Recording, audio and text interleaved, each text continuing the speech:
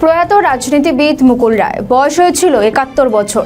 একাধিক শারীরিক সমস্যা নিয়ে দীর্ঘদিন ধরেই সল্টলেকের একটি বেসরকারি হাসপাতালে ভর্তি ছিলেন প্রবীণ নেতা। রবিবার গভীর রাতে শেষ নিঃশ্বাস ত্যাগ করেন তিনি। তার প্রয়াণে রাজনৈতিক মহলে নেমে এসেছে শোকের ছায়া। মুকুল রায় মৃত্যুতে শোক জ্ঞাপন করেছেন তৃণমূলের সর্বভারতীয় সাধারণ সম্পাদক অভিষেক বন্দ্যোপাধ্যায়। সমাজ মাধ্যমে একটি পোস্ট করে তিনি লেখেন, মুকুল রায় মৃত্যু বাংলার রাজনৈতিক ইতিহাসে একটি যুগের অবসান। প্রবীণ এই নেতার বিপুল অভিজ্ঞতা ছিল। জানা গিয়েছে হাসপাতাল থেকে দেহ নিয়ে যাওয়ার প্রক্রিয়া ইতিমধ্যে শুরু হয়ে গিয়েছে। প্রথমে দুপুর 12টা নাগাদ বিধানসভায় আনা হয়েছে মরদেহ। সেখানে শেষ শ্রদ্ধা জানান বিধানসভার অধ্যক্ষ ও জনপ্রতিনিধিরা। পরে কাছড়াপাড়ার বাড়িতে মরদেহ নিয়ে যাওয়া হয়। রাজনীতির ময়দান থেকেও অনেক দূরে তৃণমূল থেকে বিজেপিতে গিয়ে দলবদলের পরে গত 2021 সালে কৃষ্ণনগর উত্তর কেন্দ্র থেকে বিজেপির টিকিটে ভোটে দাঁড়িয়েছিলেন মুকুল।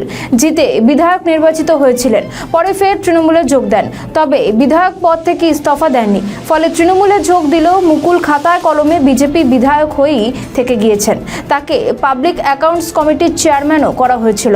তার বিধায়ক পদ খারিজের মামলা আদালত পর্যন্ত গড়িয়েছিল। কলকাতা হাইকোর্ট খারিজের রায় দিলেও সেই সিদ্ধান্তের ওপর অন্তর্বর্তী স্থগিতাদেশ দিয়েছিল সুপ্রিম কোর্ট।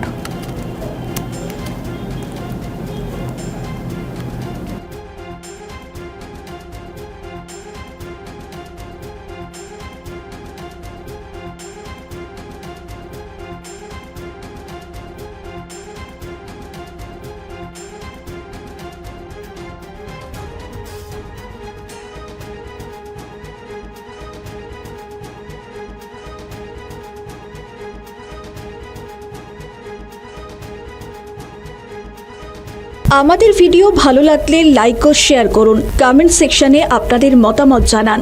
আরও ভিডিও পেতে আমাদের চ্যানেলটিকে সাবস্ক্রাইব করুন এবং প্রতি মুহূর্তে খবরের আপডেট পেতে প্রেস করুন বেল আইকন।